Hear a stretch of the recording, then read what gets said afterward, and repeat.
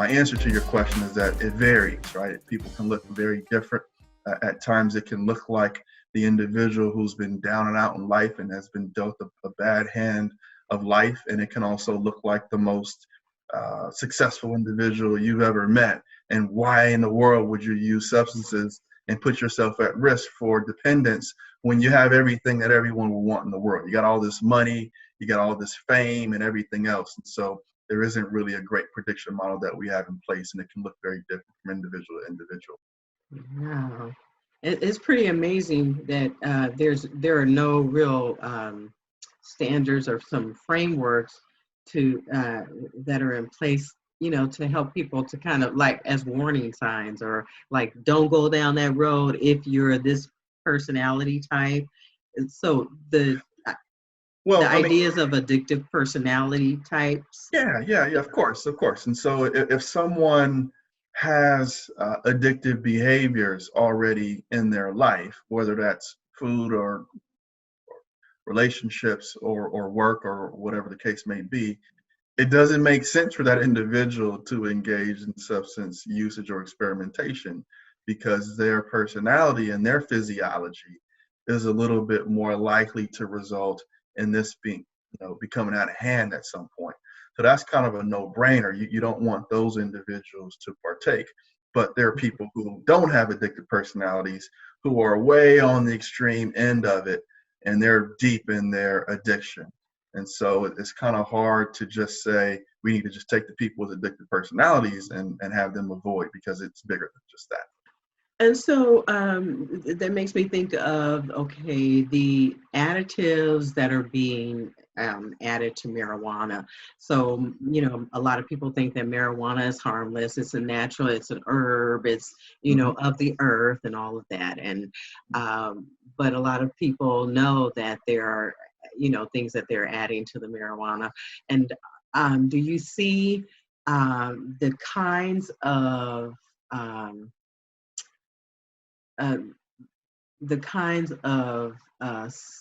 substances being used more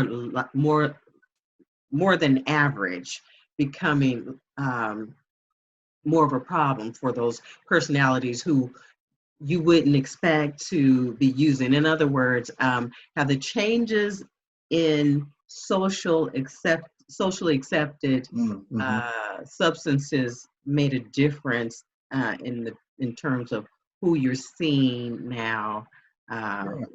Well, I think it's a little bit premature for us right now, and I'm trying to remember exactly what year marijuana usage for medicinal purposes, it feels like maybe 5 years it was approved. Right. And then it feels like for recreational purposes, maybe a year and a half, 2 years or so. So it's a bit premature for us to take a look at the data to determine,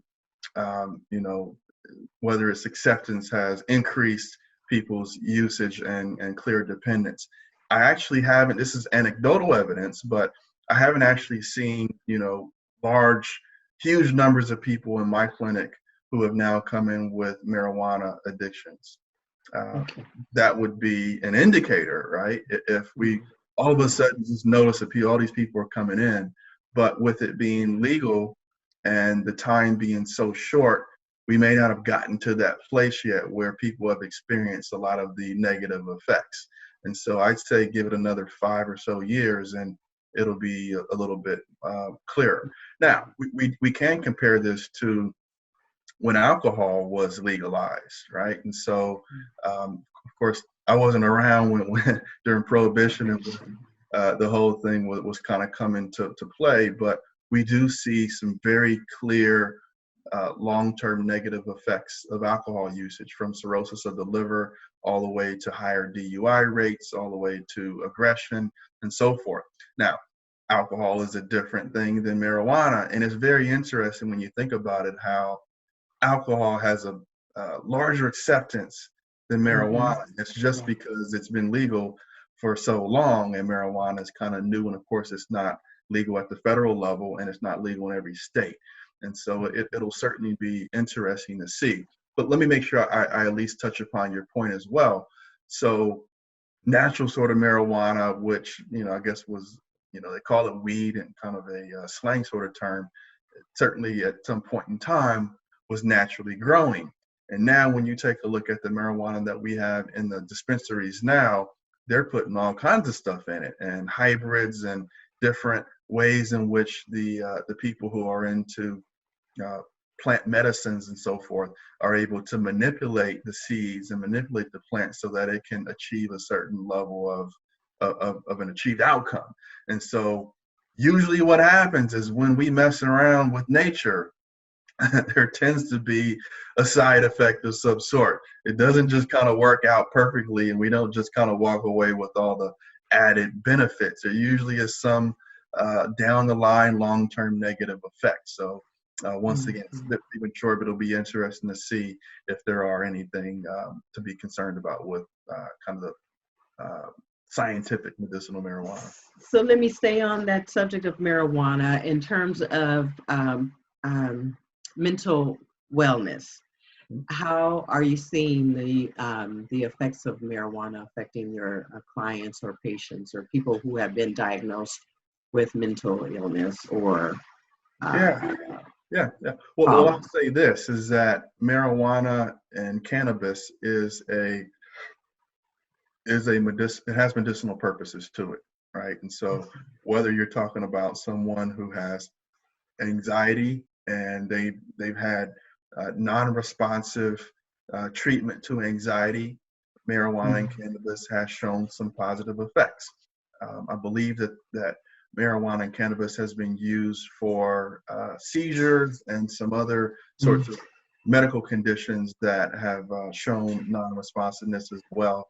And I can remember a good amount of time ago, and I guess this was before HIV/AIDS medications was showing the benefits that it's showing now, but marijuana would be utilized at kind of last stage of life situations with people as well. So I want to be clear that my personal philosophy is that marijuana does have medicinal purposes and can be used under the, not necessarily under the prescription of a doctor, but also with someone who is using it as directed, as opposed to this kind of free-for-all sort of thing where I'm just going to smoke as much or, prescribe yourself. Whatever you want to do. It can certainly become a problem when you decide that you're just going to use it willy-nilly at that point. Too much of anything can make you an addict. It's a cliche stage phrase that people use. Certainly, although marijuana is largely considered lower end on the spectrum of substances, it can be problematic too. And as far as alcohol goes, back to back, like you said, alcohol has been around for a lot longer. It's more socially accepted. What are you seeing in terms of coping right now through this whole pandemic with the added stress? What are you seeing with alcohol happening? The biggest thing with alcohol is I think it's just a matter of convenience. And so we, for the most part, I know we can leave the house, but for the most part, people are sheltering in place and they're staying at home. And so you haven't really gotten much vitamin D from the sun. Maybe you feel like you're somewhat overworked or underworked, one of the two, and dealing with just the stressors of COVID-19 and the changes that have taken place. Bottled alcohol is right there on the cabinet, or beers are in the refrigerator. And so it's an easier sort of fast way of achieving a short-term sort of coping strategy. And then once again, alcohol is legal. And so as long as you're 21 years old, there's nothing wrong with having a beer. It's been legalized and so forth. But one would argue or could argue that when you wake up in the morning and you feel like you need a beer, or in the evening you need a beer or a mixed drink to calm yourself down, now we kind of arguably are dealing with someone who's using this coping strategy, which arguably is not going to be so positive in a way that might not help them long term.